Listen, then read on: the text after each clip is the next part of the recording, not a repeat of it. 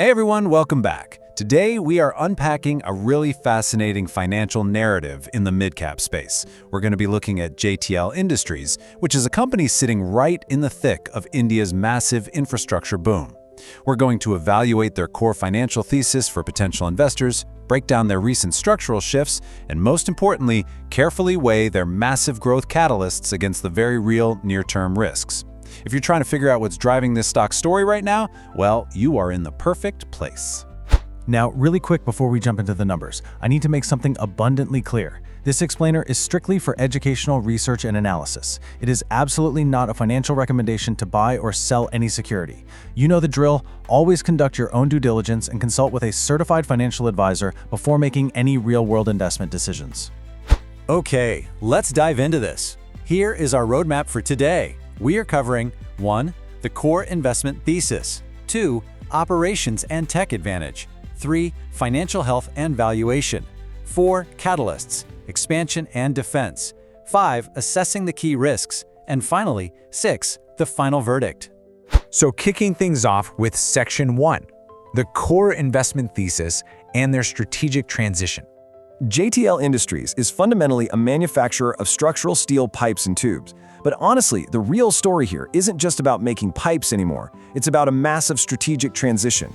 They are actively pivoting away from being a commoditized, high-volume carbon steel fabricator and turning into a specialized provider of value-added products, or VAPs, alongside high-precision non-ferrous engineering solutions. This is a classic margin expansion play, and it's completely transforming how the market values their underlying business. And that brings us to what I think is the absolute central pillar of their whole thesis, 0.05. That is their incredibly low debt-to-equity ratio based on recent data.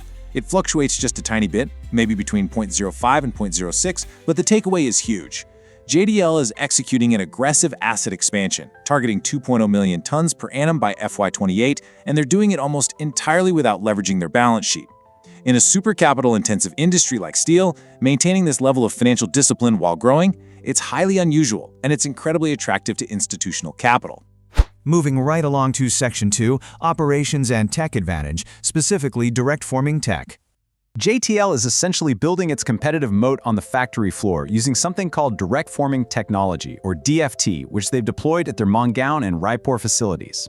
Think about it like this. In a standard tube mill, if you want to change the size of the pipe you're making, you literally have to shut down the entire line for a long time just to manually swap out these incredibly heavy forming rolls. DFT totally eliminates that bottleneck. It uses automated, computer-controlled rollers that adjust dynamically on the fly. This means way less downtime, highly customized sizing for their clients, and significantly less material waste. So, why does this tech actually matter? Well, it all comes down to the margins. Standard structural pipes typically yield an EBITDA margin of somewhere around 4,500 to 5,000 rupees per ton. But those specialized, customized pipes produced using the new DFT, those can command up to 7,500 rupees per ton. By shifting their product mix toward these higher-margin DFT pipes, JTL is engineering substantial bottom-line growth without necessarily having to sell exponentially more raw steel. Let's crunch some numbers in Section 3, Financial Health and Valuation. The top-line sales figure is incredibly robust, at 2,136 crore rupees. But I really want to loop back to that debt-to-equity ratio we talked about, sitting at a remarkably low 0.07 here. If you look at their multi-decade history, JTL was actually highly leveraged back in 2010. They've basically spent the last 14 years systematically deleveraging. And that strategy has insulated them from recent interest rate hikes, precisely at the moment when they are expanding the most. Now, what's really interesting is how JTL stacks up against its peers when we benchmark them side by side.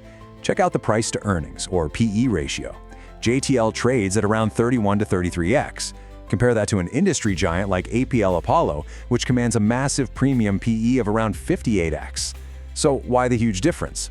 Well, APL Apollo has undeniable brand equity and market share. JTL, on the other hand, strategically prices its standard products at a 3,000 rupee per ton discount compared to Apollo. This lets JTL aggressively win volume-driven government infrastructure contracts. They are essentially trading a little bit of premium pricing for rapid market share acquisition. For those of you who track the technicals, the market psychology here is super telling.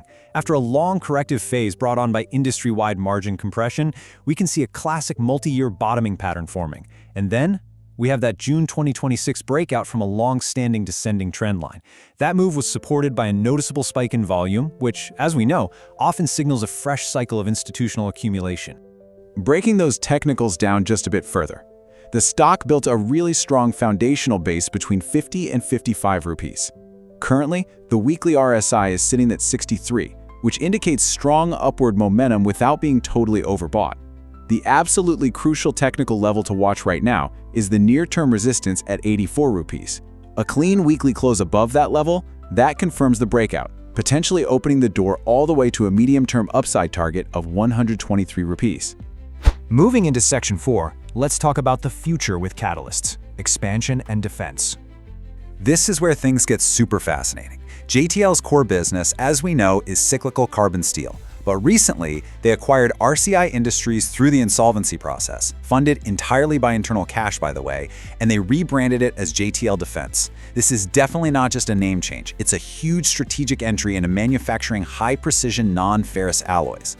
These specific materials are absolutely critical for the national defense ammunition chain and electric vehicle components. These are sectors that offer much higher margins and are beautifully insulated from your traditional steel cycles. And check out this turnaround number to prove the strategy is actually working. 1.70 crore rupees. That was JTL Defense's net profit in Q4 of FY26. Why is that such a big deal? Well, historically, that subsidiary was in severe financial distress, with its operations completely halted. Under JTL's management, they didn't just turn the lights back on. They structurally reversed years and years of losses and pushed total equity right back into positive territory. Zooming out, JTL's long-term catalysts are seriously aggressive. They're aiming to more than double their capacity to 2.0 MTPA by FY28. They are relentlessly expanding that high-margin DFT structural pipe mix we talked about, and they plan to double their export shipments to roughly 60 to 67,000 tons, leveraging their coastal Mangalore plant to easily reach regulated markets like the US and Europe.